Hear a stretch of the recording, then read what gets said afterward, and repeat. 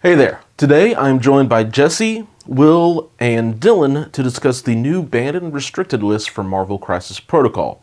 Now, fair warning, about halfway through the video, Dylan's audio gets pretty sketchy, but you can still understand what he's saying, and it's not really able to cut out all the crackly stuff, so I apologize in advance. But otherwise, enjoy our discussion, and my name is Nate. Welcome to the Gamers Guild.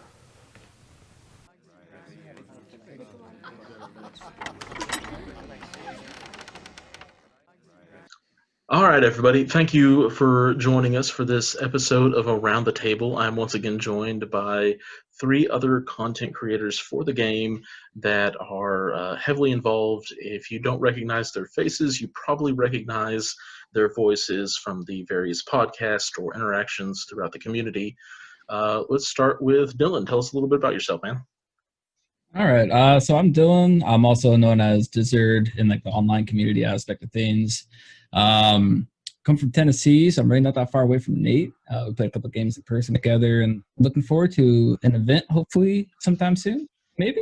Um, yeah. But yeah, I've been playing games for as long as I can remember. Got into it from my dad, and yeah, I've always loved the competitive side of games and being active in like the community. So it's glad I have this game now.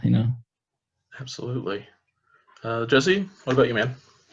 My name's Jesse Aiken. I live in Tulsa, Oklahoma, and I do a weekly MCP podcast called Fury's Finest. And our goal is just to create evergreen content for the community for people of all backgrounds, competitive, casual, deep comic book fans. The list goes on. And we love Marvel and we love skirmish games. So it's a perfect place to talk about this. And I appreciate you having me back on the show, Nate. It's been quite some time since that first content creator episode you had. It has been, and I bet maybe I just stopped making those for a little bit. But we won't lean on that. Instead, we'll throw it around the horn to Will. What's up, y'all? I'm Will from House Party Protocol. And yeah, I just like doing podcast stuff and talking about Marvel Crisis Protocol and having a good time and apparently getting my butt kicked by Nate on an upcoming battle report. So yeah. Ooh, spoilers. Spoiler alert. Spoiler alert. Though the video will actually be out before this, so not too spoilery. What? Oh, well, there you go. I know. The content creator life. When does something get recorded versus when does it get released? Time No is doubt. Yeah. And speaking of things that got released, we now have a banned and restricted list for Marvel Crisis Protocol. And I feel like all of us have at least a little bit of a different perspective on the game and the level of competitiveness versus the casual gaming style that each of us here kind of represent.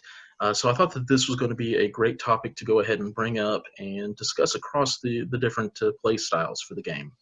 So with that in mind, my first question for you all is, we have the 4 cards on the restricted list, which are Patch Up, Med Pack, Field Dressing, as well as Doom Prophecy. Am I forgetting any? Brace for Impact. Brace for Impact. Yep. 5 cards. 5 cards.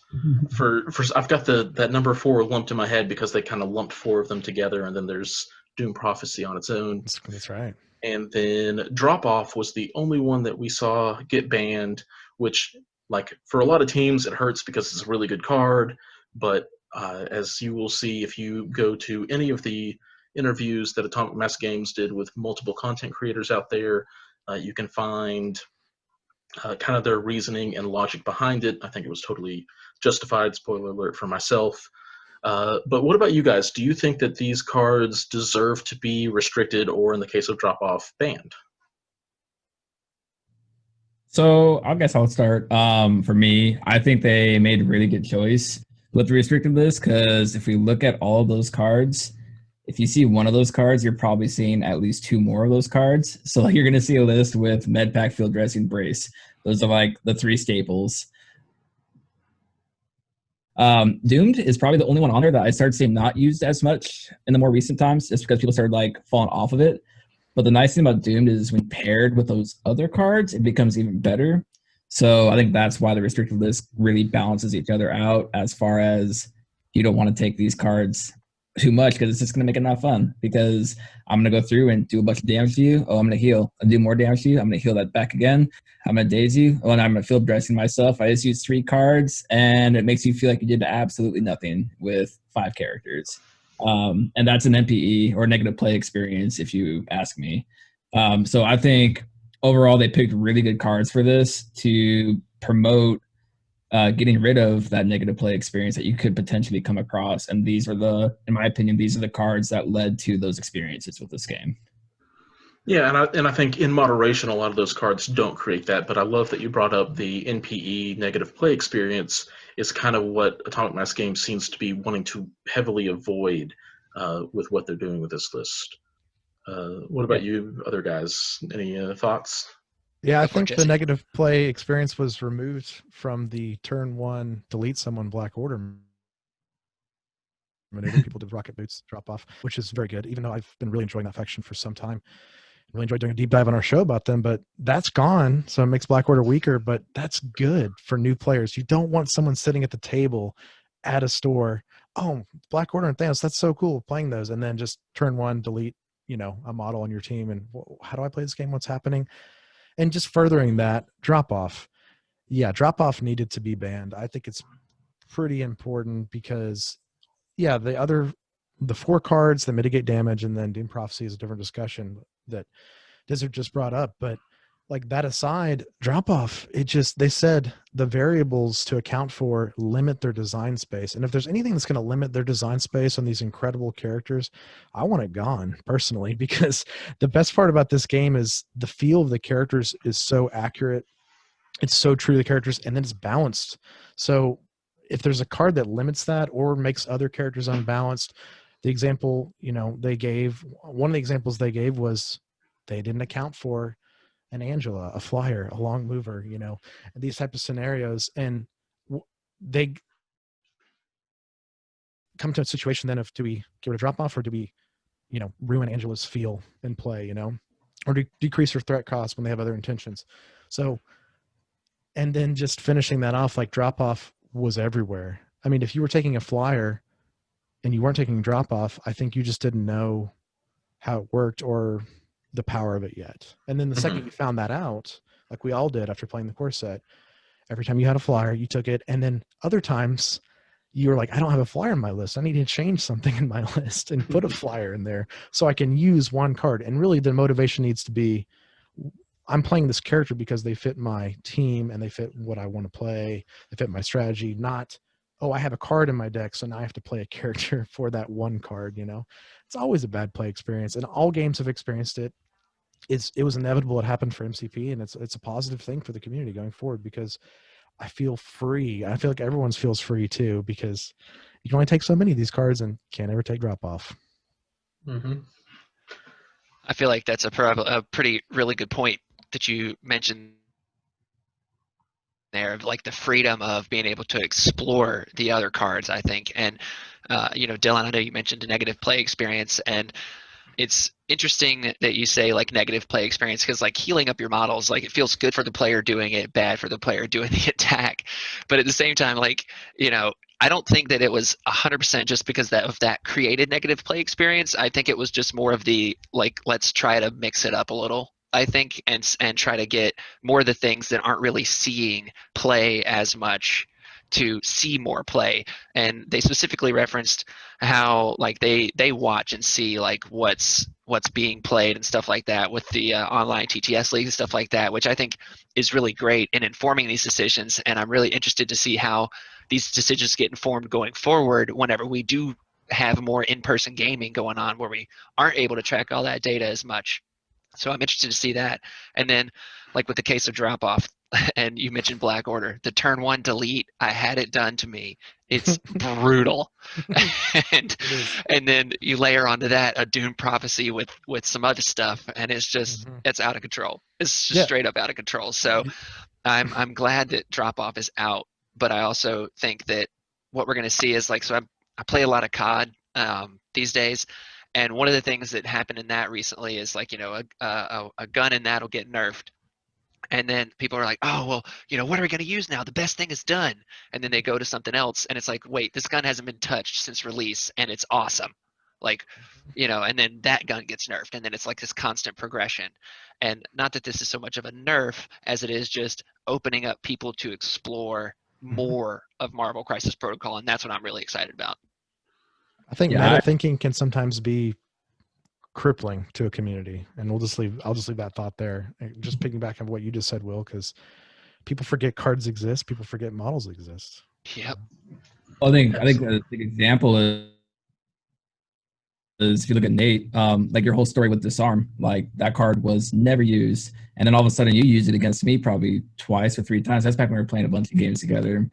And next thing I know, I'm starting to stuff it in my list because like, wow, this card's really good. Like it's just, I feel like this is probably one of the best things that could happen for this game right now moving forward. Is you're going to see a lot different combinations and a lot of really cool interactions with tactic cards that are going to just almost completely, again, like you said, like that meta change in environment almost. And this is really kind of just, hey guys, go look at something else. Like, yeah. And they did say that this was a living list, and that just because something's on here right now doesn't mean it won't come off later. So I think that's an important thing too. Yeah. But it's like there's 85 tactics cards now or something like that. I think that's the number that I saw last time. And this is only 5 cards out of that 85 that have been touched. So there's 80 more cards out there for you to go look at and try. And a bunch more coming in a month. Oh my goodness. 4 packs in a month is going to blow this game apart in a fantastic way.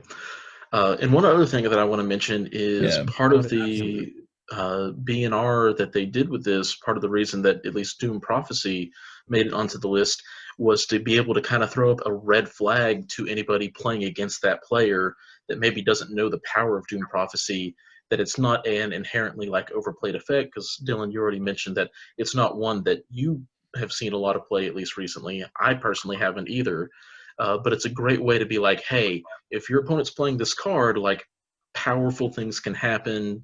Throw up that kind of cautionary flag, which I think is, again, going to prevent those negative play experiences. Well, I mean, you look at Doom Prophecy, and what was being worked on was like the Widow Bomb, where she was getting 64 dice in one activation, or one round, whatever it was. Like this, completely like, like think again. Like if you want to do this, you got to think your tactics cards a little more careful. Like you can still run it, I guess, because Doom Prophecy is just restricted, but it really limits the rest of the tactics cards. You really got to commit to that plan now. Yep, and it's still worth running. It's still a very powerful effect, but it's something that you kind of have to pay an appropriate price now, I think.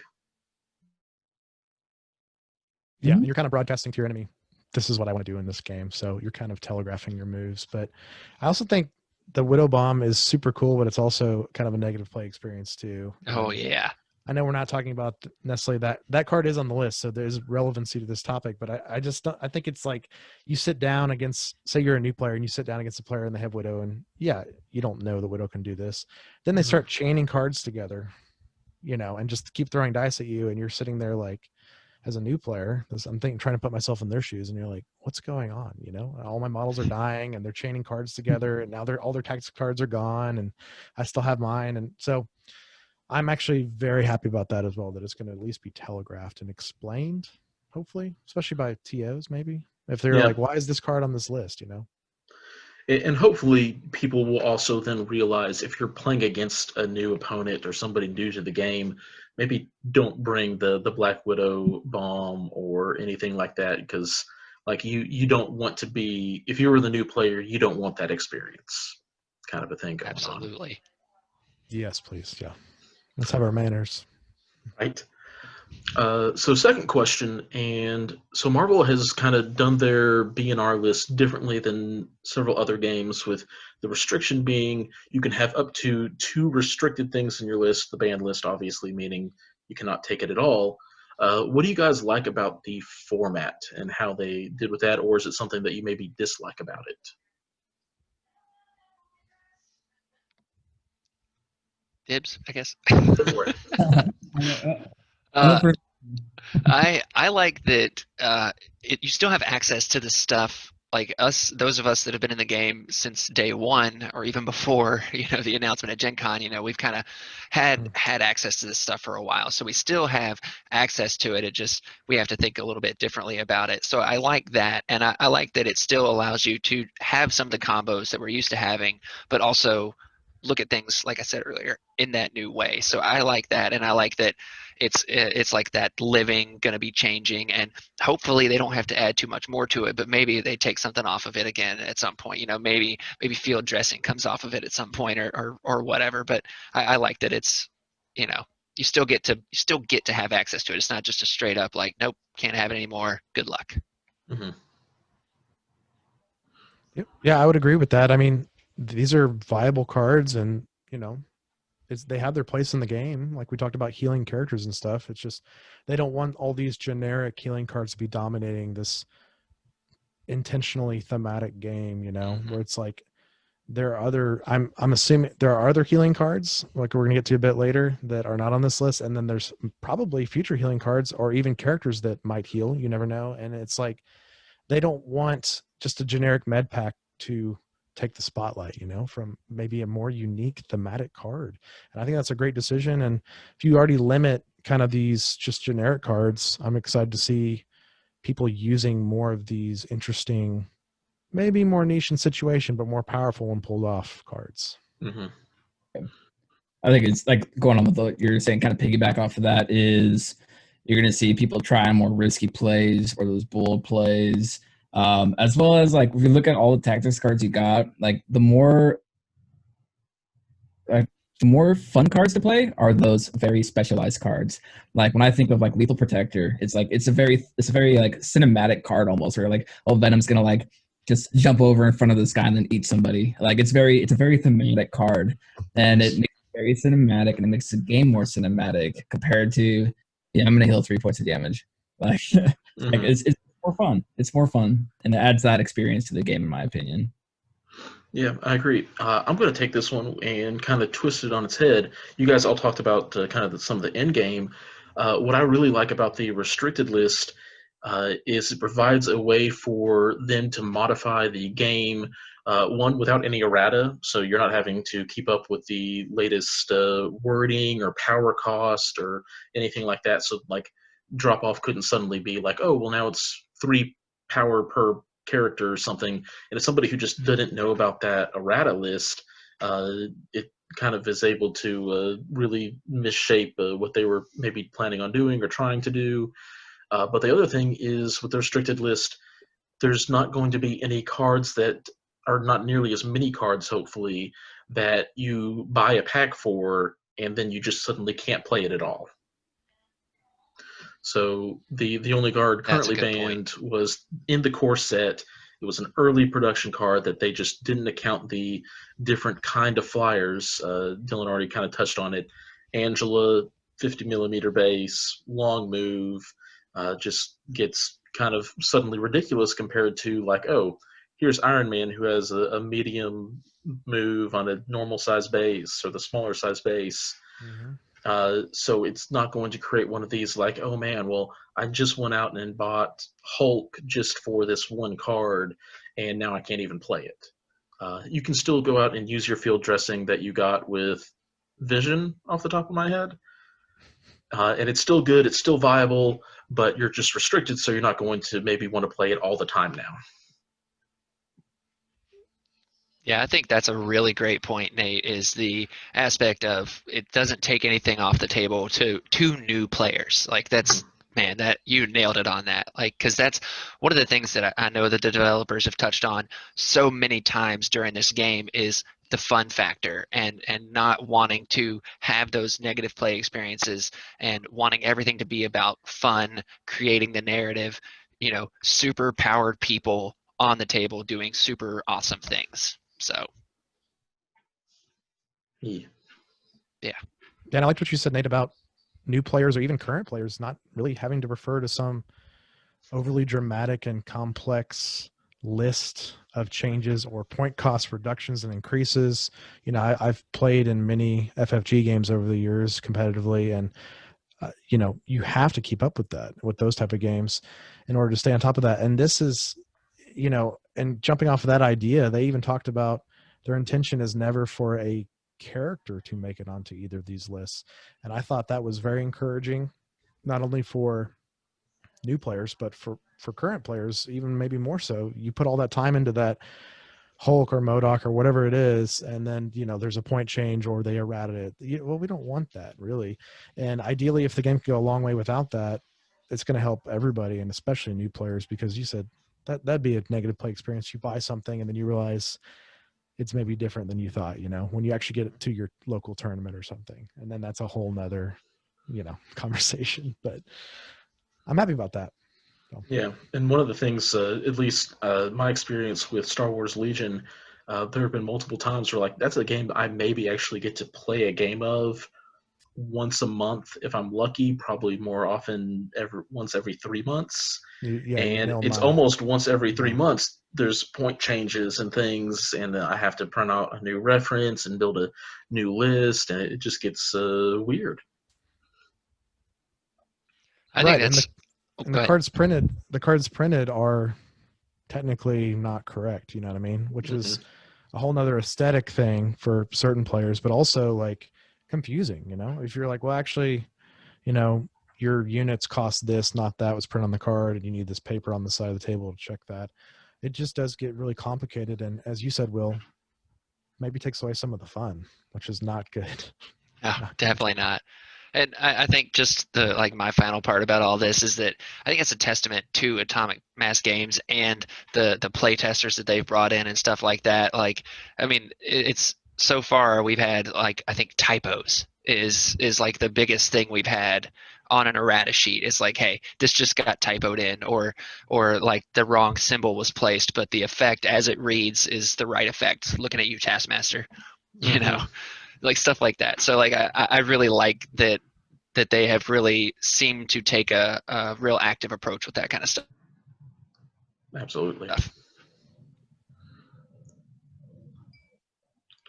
Sweet. Well, I've got just a few more questions for you guys, and they are all about the cards kind of not on the list.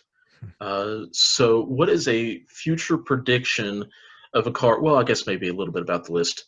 What is a card that maybe either gets moved off of the list, maybe one that gets added on later, and then I'm going to ask you guys a little bit about some of the cards that you'll be seeing a little bit more of. But first, what might go on, what might come off? Who wants to start? Jesse wants to start this time. Will's done it too much. I think something that might go on, but I don't think it will. But I think it's a consideration, depending on what characters come out in the future, is probably all you've got. Just because if there's a certain character in the future that just plays a certain way or attacks with these big attacks or something, and then maybe all you got is just it'd probably still be fine with that character. But if the entire meta and community adopts that character and that card or something, these are just hypotheticals, I could see it being moved to one of these lists, because that's something you want to quell. You know, you don't want everyone to be taking, you know, say there was a card that made Thanos just absolutely insane right now, you know, and somebody figured it out, and then it starts just kind of spreading like wildfire, and everybody's only playing Thanos, you know, and this card, and we're seeing trends. I think it's good that's probably a time for consideration. So that would be my addition to maybe consideration for the list, but I'd like to hear what you guys think. You took mine. Sorry. Hang on, I got to find another one. Go to somebody else. All right, Dylan, what you got? Yeah, again, so I agree with Jesse on the all you've got. And then I think a movement shenanigans one again, because I think being able to manipulate the board state is huge in this game, and the cards that are going to be added to that. So let's look at like tactical analysis. I don't think a named card like Aim Lackeys would get put on this list at all, just because it's very specific to a character like MODOK. You have to play this 5-threat character to get access to this card. So I think that one's probably safe. But let's look at like tactical analysis. I think that's probably the next big one that I could think of because of the movement that it allows out of turn activation, as well as, let's see, climbing gear is another really good one because you get that short movement and you get wall crawler. So basically stuff that manipulates the board state as far as moving. I think those are something to consider. The possibly be put on a restricted list. Okay. I actually took it a little bit of a different way. From at least like as far as changing the game state, rather it's maybe encouraging that diversity more. And that's advanced R&D. It's a card that already is seeing a pretty decent amount of play, just because it enables a lot of those turn one plays, or maybe that's Thor getting the charge off early, or something like that. But just because that one will probably spike in the amount of play that it's being seen with. But at the same time, it's not a duplicate effect like we had with Brace for Impact, Field Dressing, Medpack, Patchup, which were all effects that were about the survivability of a character. We don't have a ton of power moving cards, so it's one, if I was to pull one out of a hat after all you've got, probably Advanced R&D. Nice. Yeah, I think the 100% the obvious one is all you've got. Like the so I think another part of drop off and what made drop off go to the list is the activation manipulation that causes. Like, yeah, it's just one action, but in a game where the actions are so few, anytime that you get to mess with actions, it's huge. And especially with all you've got, I mean, okay, so you play it on a dazed character, well then that character's gone, fine. But most people aren't going to play it, or an injured character, I'm sorry, play it with an injured character. But most people are, when they're playing it on a healthy character, and then they still have that character for the rest of the game. And a lot of times it's played on a character like a Corvus or somebody that has this built up immunity already to damage and already is pretty defensive. So it really messes with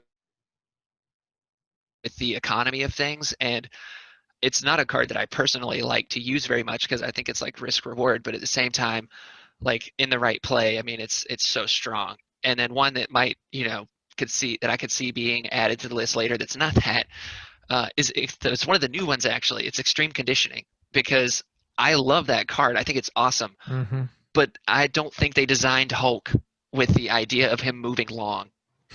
You know what I mean? So I think that things like that, and like as other things do what gives me hope for Hulk. Right. It's like, oh, hey, let's get Hulk up the board. Here we go. There, it's game on now. Yeah. But stuff like that, like Dylan said, like movement shenanigans, I think is the next candidate. Right. But I do think that some of those cases are definitely niche enough to where we might not see it. But definitely Extreme Conditioning comes to mind for me, because it's just like, that we've I think one of the themes we've seen is, Ghost Rider notwithstanding, is that these bigger characters move slow, and it's because they're so powerful. Having them take a moment to get there is important to the game flow. But now you've got a card that says, the built-in slow play of that character is gone and game on. So I can find that being added. Well, notice a trend with all of our suggestions we made here, guys, is like that as the game grows, more characters come out. Movement shenanigans, a character getting to go twice, a character that never has moved long and then is now really scary long. These are things that really, could have considerations on this list, because we don't know what the future holds for the game. We don't know what future characters are coming out. And just like they mentioned on, their spoilers about Cable, how he like really broke the lid off drop off. We just never know. So I think these are all great candidates for that, because the game is moving and attacking and holding positions on the board. So you can't plan for everything. Exactly. But at the same time, I'll flip that on the head. It took Cable to get drop off banned. They already knew, like, we had the Corvus Proxima drop off play. It was powerful. It was strong. It was on their watch list too. Yeah, like that's something that they were keeping an eye on. But I don't think any of these cards are quite in the realm of being banned. And again, not even necessarily any of them are heading toward the restricted list immediately, at least. There's still a lot of a play, and it depends on what they're watching for and stuff. But I'm excited to see where it goes down the road. Well, let's also think about the fact that it took a year, essentially, to get to a banned and restricted list. So they clearly are more cautious with it, and the way that they design organized play and stuff like that, that stuff's designed around the narrative experience more so than like the hardcore competitive experience, which is where I feel like that these cards are kind of more geared towards like, hey, if you're playing in that more, competitive scene, that's when this list is going to really come more into play, I think. But, just a thought. But they did say, which I thought was really interesting and something I pursued on my podcast with them more in depth because I feel like I was more interested in it than most people. I was like, this says this is also legal for the OP kits and Ultimate Encounters. Is that correct? And they were like, yeah, absolutely. We want this blanket across the whole game. And I was like, that's really interesting. I mean, maybe this opens up play for the OP stories and the Ultimate Encounters in the future too, maybe gives them more freedom to create. So I think it's all good. And I think the blanket statement thing's just good because you can keep it all in your head here. It's like, and new players, right? You can just tell them that card drop off. And set it aside for a little while. Yeah. Just go and burn it. Frame it. Just frame it and put it on your wall. This Pagani said, time is gone. Yeah, Pagani's like, don't burn it, don't cut it up or whatever, No, but just set it aside. So. Yeah. Sweet. So time for the tougher questions, maybe. Now that we have this restricted list of cards that you can no longer have in your 8, what are some cards that you would recommend people take a second look at? I want one that is generic, can go into any roster pretty decently, and then I want one character or thematic specific card that you are now taking that second look at. And I will start with this one. That's why you guys can't take mine. Dylan mentioned it earlier, and I will sing its glories until it ends up on the restricted list. Hopefully it doesn't, though. Disarm is a fantastic card that really helps you control the damage output of your opponent. So maybe that's you have priority, and you don't quite take down your opponent's Thor, and you disarm that Thor. So even though he's got a little bit of power, he's not nearly as threatening as he was before, and just kind of increases the survivability of your own team.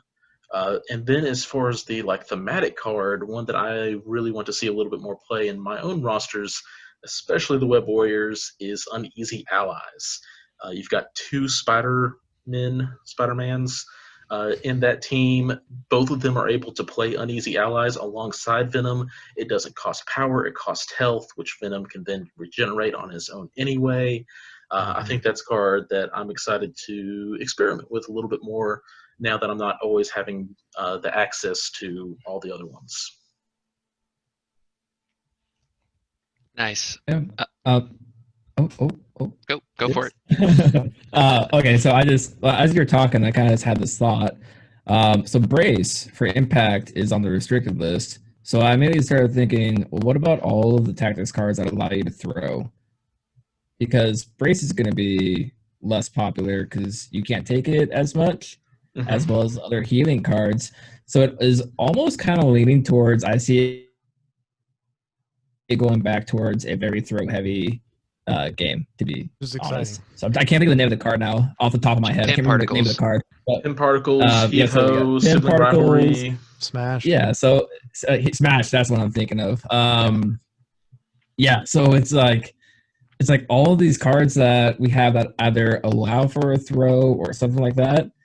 And it's kind of generic answer, very vague, but I think it just kind of popped in my head as you were talking, as Brace gets less impactful, which makes throws go up. So it kind of, I feel like it's like Brace goes down, throw goes up, and then it's going to make Brace go back up, and then you're going to see this restricted card limiting your list even more because you're going to want to take Brace more because people are going to be like, well, I'm going to throw more throws into my game.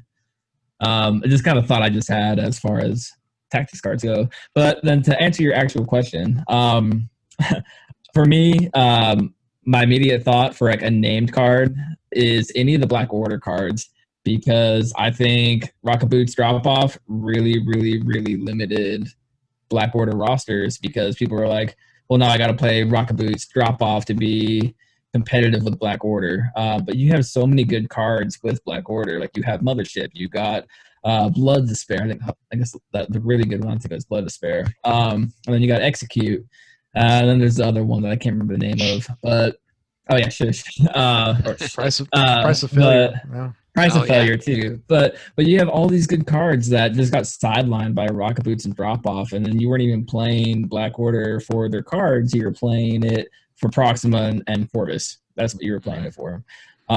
So I think that kind of opens up Black Order to be explored a little bit more. Because that's something that I haven't seen very much is Black Order actually being explored past Proxima and Fortis. And then for a non-named card, I'm going to go back to basically what I just said, the throwing cards, and then everything that we said earlier as far as stuff that might get added soon. Good pick. That's all I got. Will, you want to Nice. go ahead? Yeah, sure. So for me, the named card that I think we'll see a lot more play is Professionals, the Hawkeye and Black Widow specific card. And the reason why I think that it'll see more play is one, I mean, you're going to have spots open in your roster. Like one of the things I liked to do with my Avengers was kind of play a little cagey and use all that healing and you know, I wouldn't have access to some of these other cards like Professionals. Like, you know, now that Hawkeye is pretty much like he's the guy and use him a lot, and then you know you've either got the 2 cost, the 2 threat version of Black Widow, or the Agent Widow. You can use either one to activate this card, and now that we have an entire affiliation that can manipulate objective tokens, you know, in some way or another, and we've got Miles who can force a character to drop an objective token. Well, having a card in your roster that can say, all right, well, if you force me to drop mine, or if you do some shenanigans with this objective token, well,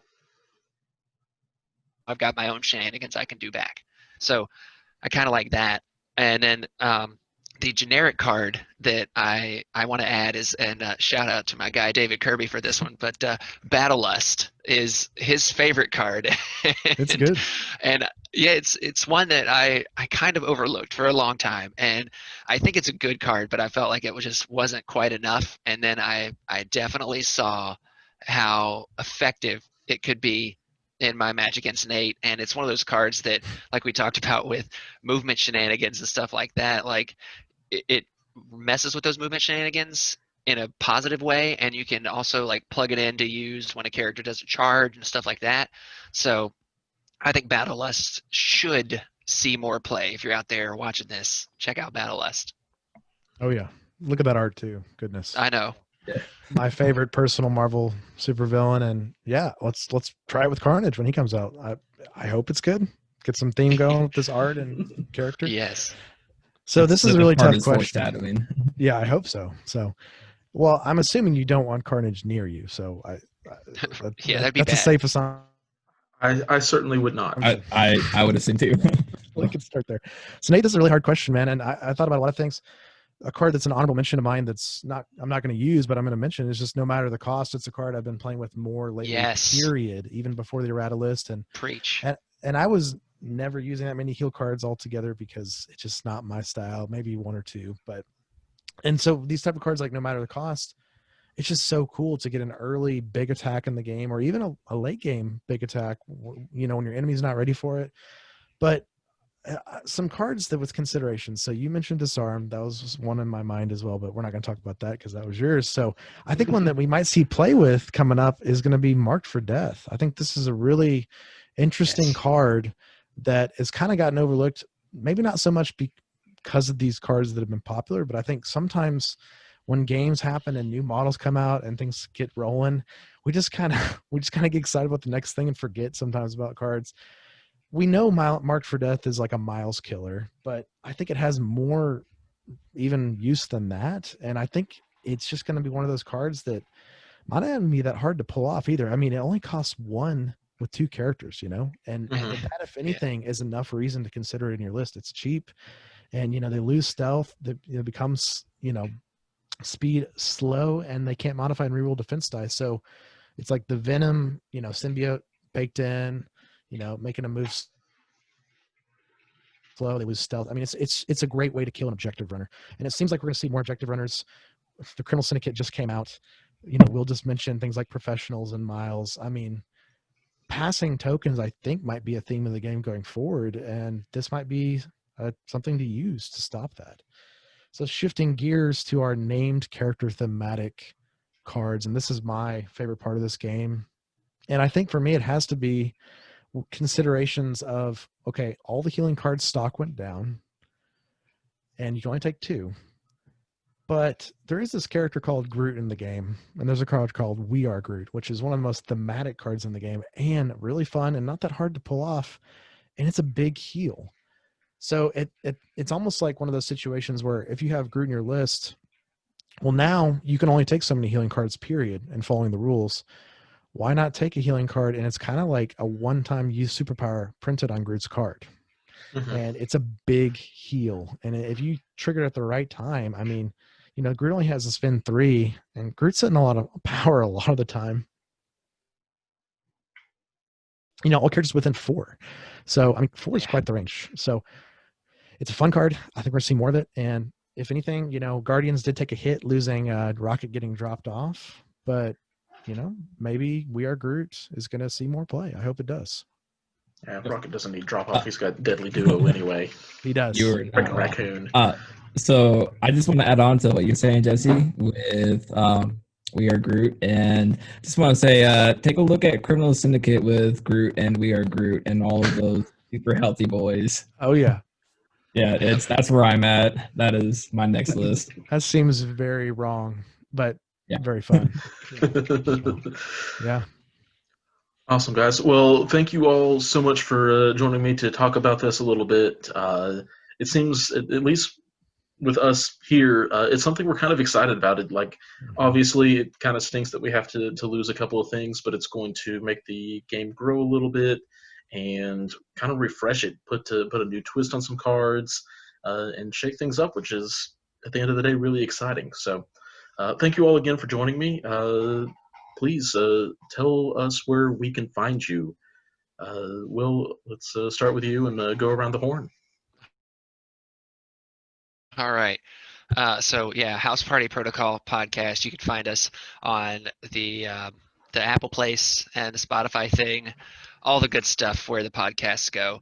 Find us over in those places, and we do weekly shows now. And every once in a while, we have these random special episodes about random stuff. So if you like that's come and check us out. We do kind of like our main shtick, I guess you would say, is like character reviews and previews before whenever AMG spoils something. But we get we talk a little bit about tactics and get into some other stuff here and there, and especially if AMG doesn't spoil anything for us. So we do that, and then also we do giveaways kind of regularly. So check out our Facebook page. Usually the pinned post up there is going to be a giveaway, and right now we've got a Kingpin giveaway running, so you can come over to our page, check that out, and see if you want to get in on that. Awesome, thank you. Dylan, what about you, man? All right. So we just started a podcast called The Danger Room with Jacob and Sploosh. So yeah, we're pretty much on podcast, Spotify, same stuff, pretty much wherever you can find a podcast, it seems to be now. We pretty much focus more on strategy and overarching like tactics and ways to think about the game in more of a competitive sense. Just things along that nature. And yeah, that's pretty much where you could find us. As well as you can always find me on Discord as Dizzard. Very, I guess, popular throughout there. You're definitely very active. I'll leave it at that. Sure. And Jesse, man, where can people find more of you? Well, I do a podcast called Fury's Finest, and like I said earlier, our goal is to create evergreen content for players of all types. So if you just got into the game, you can jump into any of our episodes, because we do deep dives on the characters not only in the comic books and the MCU, but most importantly, Marvel Crisis Protocol and how to play them and what we like about the characters and things like that. Yeah, it's really fun. I do it with my co-host Chris, who is a Marvel expert, and I get taught something every week, which is very, very exciting because I'm a huge Marvel fan and not to that level. Star Wars is maybe more my wheelhouse. And so, yeah, Fury's Finest. And you can find us on social media at Fury's Finest. And you can find me on social media anywhere, just my name, Jesse Aiken. And that's EAKIN for my last name. And yeah, I'm happy to talk Star Wars, Marvel, gaming, any of that, competitive, casual, all of it. It's very exciting. And then on the side, I have a couple podcasts. I've been doing podcasts a very long time, guys, and I have a Star Wars podcast called the Canon Cantina, all about Star Wars canon and legends and lore. And then I have a Star Wars Squadrons podcast called Project Starhawk. Hey-o. You know, basically, you guys know my format, but I just want to create a weekly, semi-weekly Star Wars Squadrons podcast that's delivering everything, keep you up to date with the game. When you spent time away from it and what's happening with it. So it's a very exciting time to be a content creator. I couldn't thank everyone that just participates supporting these communities enough. I mean, this Marvel Crisis Protocol community is incredible 100%. people. We have Great so one, many yeah. good people doing content, a lot of podcasts, a lot of YouTubers, and they're all doing something different. And that is really amazing. 100%. Absolutely. And I'll also say, love that you guys kind of get to touch on the lore and stuff. I had somebody who asked me, was like, "Hey, so like, why is Ronan in the Guardians of the Galaxy? Like, Right. isn't he like a bad guy?" I was just like, "Hey, go check out their episode. Kind of breaks them down, and I appreciate it. so it's a great resource if you're curious. Like, hey, like is Nebula really like? Isn't she a bad guy? Isn't she?" So Well, that's all a of you good- guys that were, oh, sorry, go ahead. Oh, it's just a good part of this game because it's like, I think it inspires me and Chris to work extra hard on our notes and then our episodes, because it's like, if the design of the game is so good of these characters and you don't know who the character is, but you want to know more about them, Mhm. these guys are not knocking out of the park. And if I can add any supplement to that, and enhance people's enjoyment of the game at all, that's my goal. And yeah, I learn things too. I learn more about Ronan. He's one of my favorite characters now. It's great. So Awesome. Cool. Well, thank you guys again for joining us today. And as always, thanks for watching and keep on gaming. cheers. Peace. Bye bye.